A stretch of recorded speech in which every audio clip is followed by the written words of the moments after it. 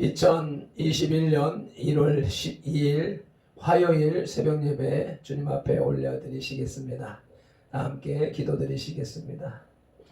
은혜와 사랑이 풍성하신 아버지 하나님, 오늘도 우리에게 새 생명을 허락하셨으니 감사를 드립니다.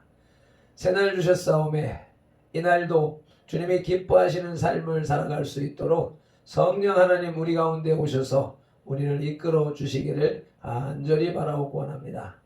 정사와 권세와 어두움의 세상 주관자들과 하늘에 있는 악의 영들과 싸우기 위하여서 하나님의 전신갑주를 입는 시간이 되게 하여 주시옵소서.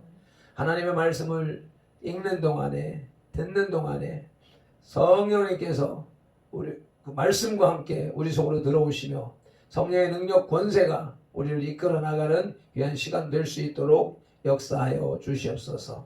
예배의 시종과 하루 일과의 시종을 성령 하나님 앞에 의탁하오며 우리 구주 예수 그리스도 이름으로 기도드리옵나이다.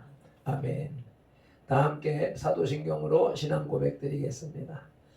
전능하사 천지를 만드신 하나님 아버지를 내가 믿사오며 그 외아들 우리 주 예수 그리스도를 믿사오니 이는 성령으로 잉태하사 동정녀 마리아에게 나시고 본디오 빌라도에게 고난을 받으사 십자가에 못 박혀 죽으시고 장사한 지 사흘 만에 죽은 자 가운데서 다시 살아나시며 하늘에 오르사 전능하신 하나님 우편에 앉아 계시다가 저리로서 산자와 죽은 자를 심판하러 오시니라. 성령을 믿사오며 거룩한 공회와 성도가 서로 교통하는 것과 죄를 사하여 주시는 것과 몸이 다시 사는 것과 영원히 사는 것을 믿사옵나이다. 아멘. 오늘의 찬송가 502장 빛의 사자들이여 찬송 올려드리시겠습니다.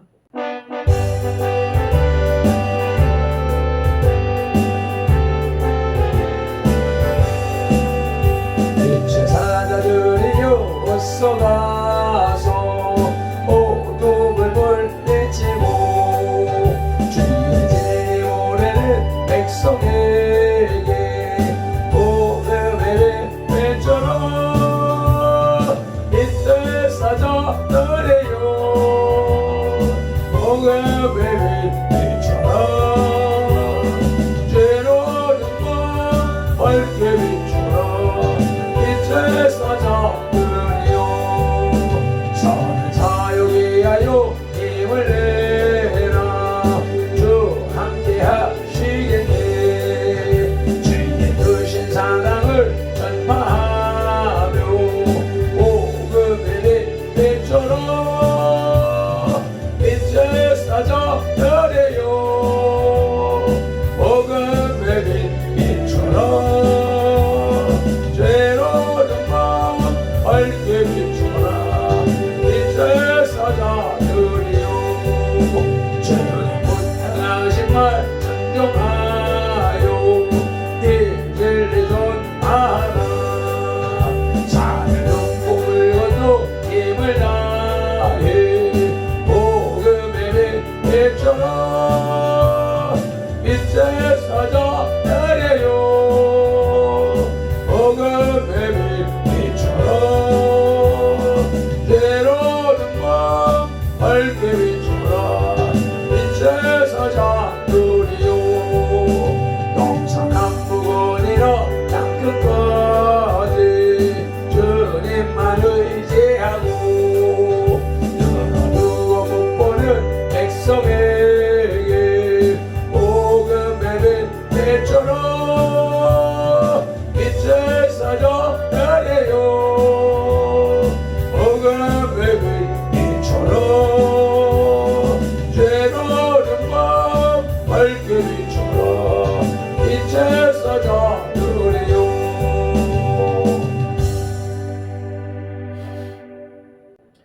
오늘 우리에게 주시는 하나님의 말씀은 사도행전 13장 1절로 3절 말씀입니다.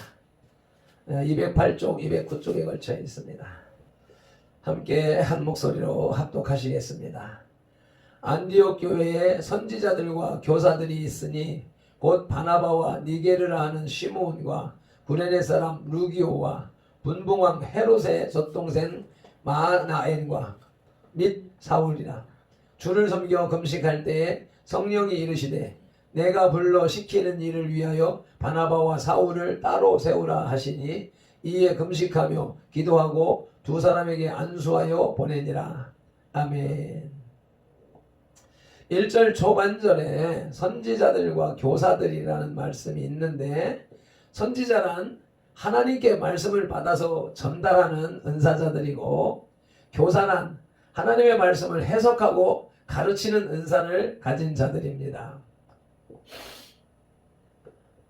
바울은 본문을 비롯해서 고린도전서 12장 28절과 29절, 그리고 에베소서 4장 11절에서 선지자들을 교사보다 앞세워서 언급하고 있습니다. 그러나 본문에서는 누가 선지자였고 누가 교사였는지를 알 수가 없습니다.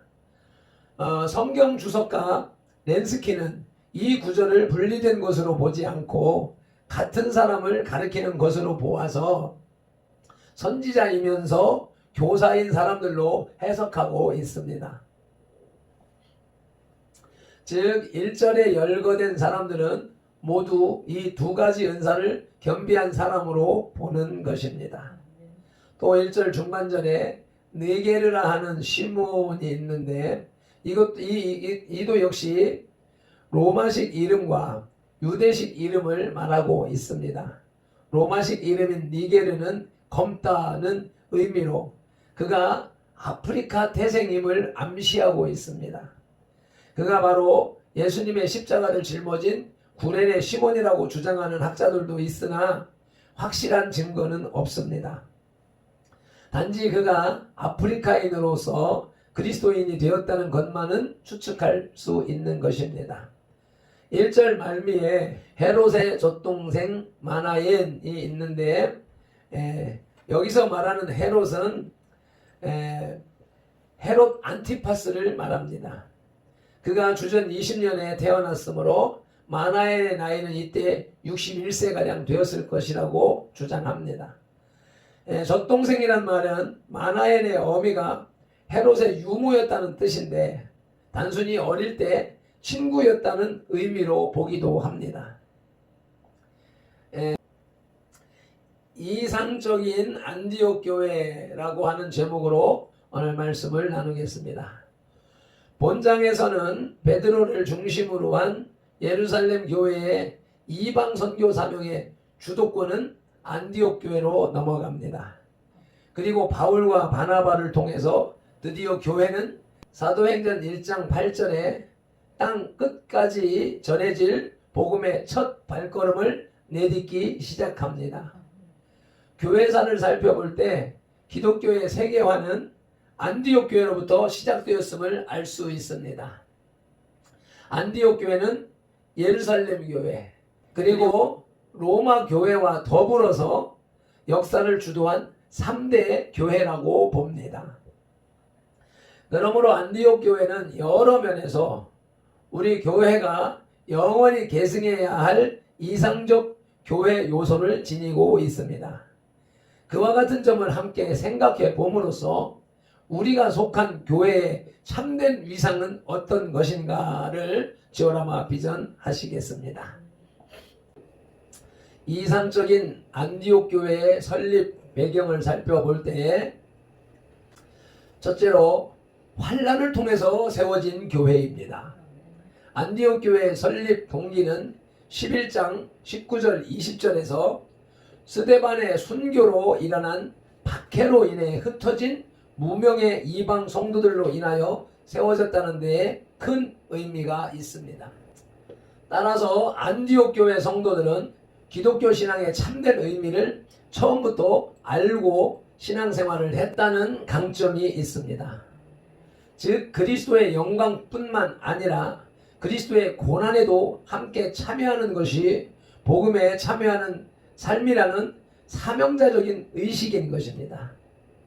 빌립보서 1장 29절 30절 말씀을 읽으시겠습니다. 함께 시작. 그리스도를 위하여 너희에게 은혜를 주신 것은 다만 그를 믿을 뿐 아니라 또한 그를 위하여 고난도 받게 하려 하심이라. 너희에게도 그와 같은 싸움이 있으니 너희가 내 안에서 본 바요 이제도 내 안에서 듣는 바니라. 아멘. 일반적으로 많은 사람들은 예수님을 영접하면 곧바로 축복이 올까 기대하지만 결코 그렇지가 않습니다. 고난이라고 하는 단계를 통과하고 신앙이 인증되어질 때에 그때에 하나님의 자녀가 되는 축복이 임하는 것을 우리는 경험할 수 있습니다. 이와 같은 조화로운 안디옥 교회의 신앙의식이 기독교의 참된 위상임을 우리는 인식해야 할 것입니다. 그 강한 사명의식이 바로 미미한 안디옥 교회로 하여금 당시 죄악이 관영한 세계를 맞아 복음의 선한 싸움을 감히 시작하게 하였고 교회사에서 십자가 군병의 기수 역할을 감당하게 했던 것입니다. 이상적인 안디옥 교회의 설립 배경 두 번째로는 협력하여 세워진 교회입니다. 안디옥 교회는 평신도들의 신앙의 열정과 사도 바나바의 지혜와 덕이 협력하여 세워진 교회입니다. 사도행전 11장 22절로 24절 말씀입니다. 합독하십니다. 예루살렘 교회가 이 사람들의 소문을 듣고 바나바를 안디옥까지 보내니 그가 이르러 하나님의 은혜를 보고 기뻐하여 모든 사람에게 굳건한 마음으로 주와 함께 머물러 있으라 권하니 바나바는 착한 사람이요 성령과 믿음이 충만한 사람이라. 이에 큰 무리가 주께 더하여지더라. 아멘. 또 예루살렘 모교회의 경험과 이방 성도들의 겸손이 조화를 이루어서 설립된 교회라는 커다란 의미가 있습니다. 바로 이 점이 안디옥 교회로 하여금 모든 지상교회는 한 공동체요 그리스도의 몸과 지체라는 진리로 무장하게 한 동기요 원인이라고 봅니다. 오늘날 교회가 개인주의, 상업주의의 세속풍조에 오염되어 이와 같은 공동체 의식이 희박해져 감은 참으로 안타까운 일입니다. 안디옥 교회는 성령 안에서 한 믿음으로 어려운 모교회인 예루살렘 교회를 물질로 돕고 밖으로는 모든 이방 지역에 교회를 설립하는 선교 사업에 전력했습니다. 우리는 안디옥 교회가 당시 개척교회였음을 간과해서는 안 되겠습니다.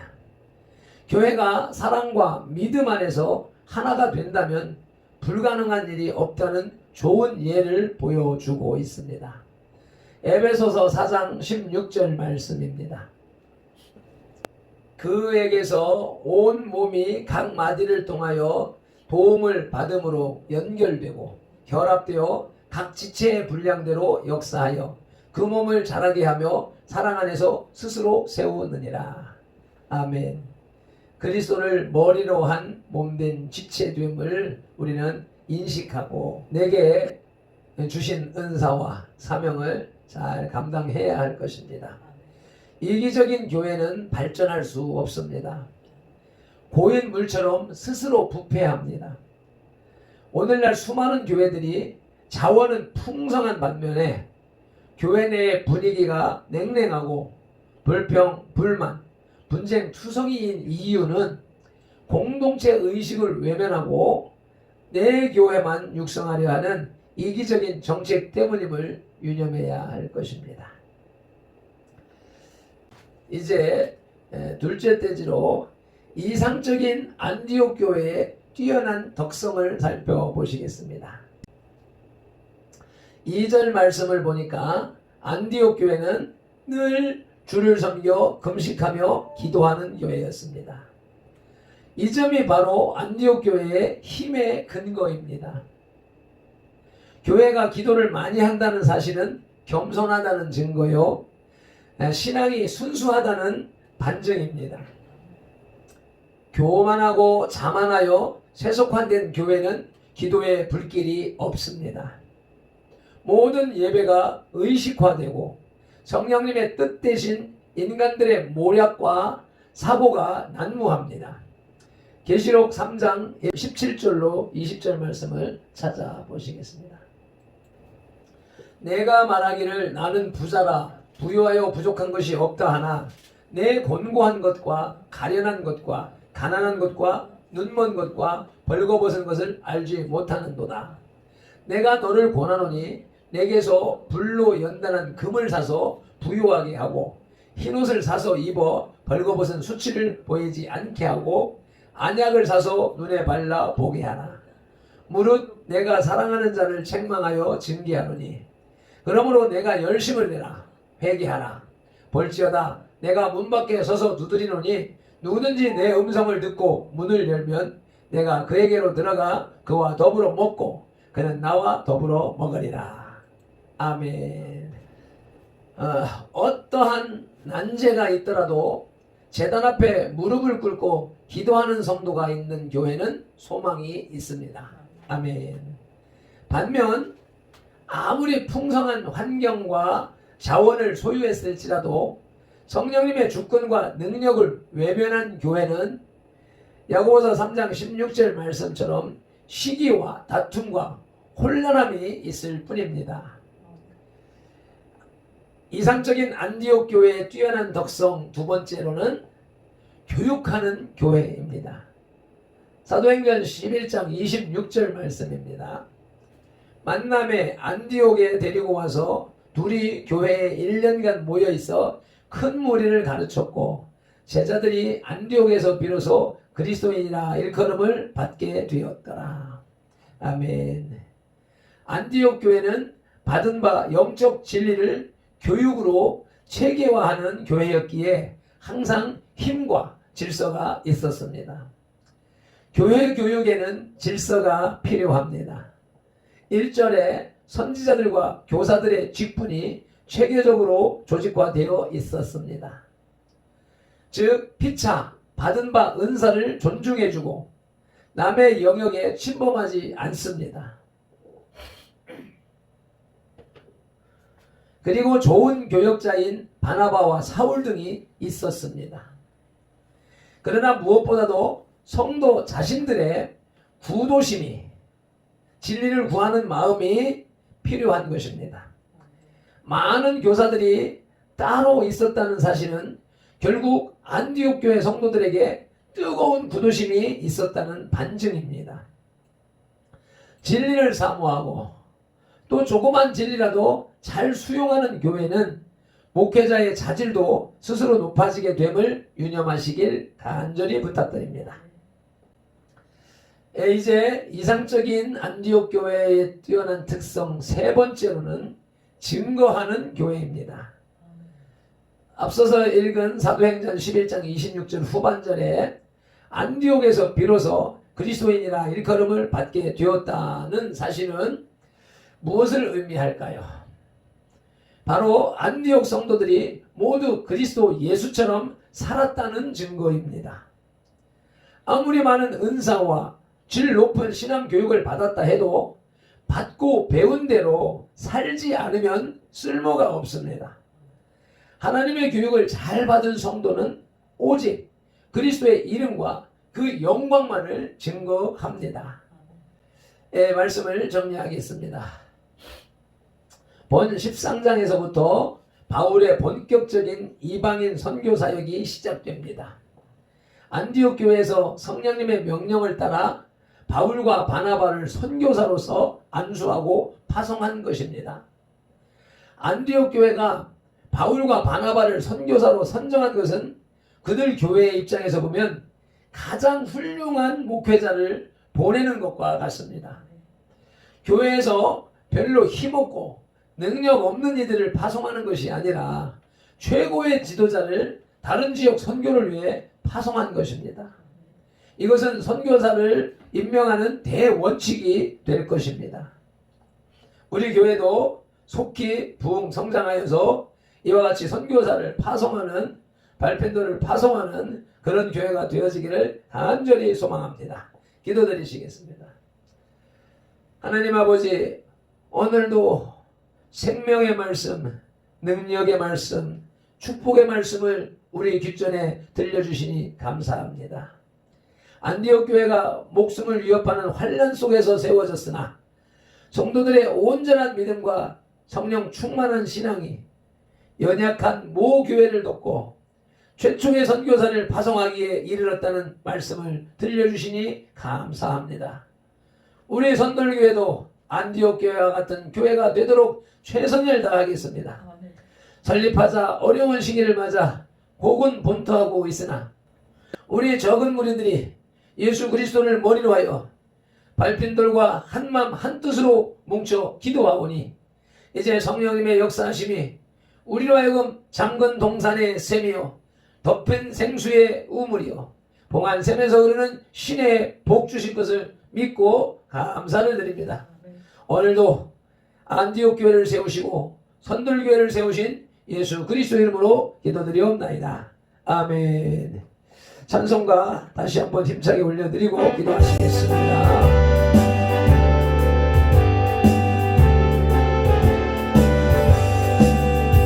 인체 사자들이여 어서 가서 어둠을 물리치고 주님의 진리 보내는 백성에게 복음의 빛 비춰라.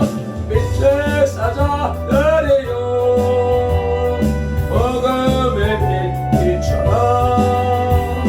죄로는 못 밝게 비춰라. 빛의 사자들이여 선한 사역 위하여 힘을 내라. 주 함께 하시겠네. 주님의 크신 사랑을 전파하며 복음의 빛 비춰라. 빛의 사자들이여 복음의 빛 비춰라. 죄로는 법 밝게 비춰라. 빛의 사자들이여 주님 부탁하신 말 순종하여 이 진리 전하나. 산을 넘고 물 건너 힘을 다해 복음의 빛 비춰라. 빛의 사자들이여 복음의 빛 비춰라. 죄로는 법 밝게 비춰라. 빛의 사자들이여 동서남북 어디나 땅끝까지 주님만 의지하고 눈 어두워 못 보는 백성에게 복음의 빛 비춰라. 빛의 사자들이여 복음의 빛 비춰라. 죄로는 못 밝게 비춰라. 빛의 사자들이여 아멘.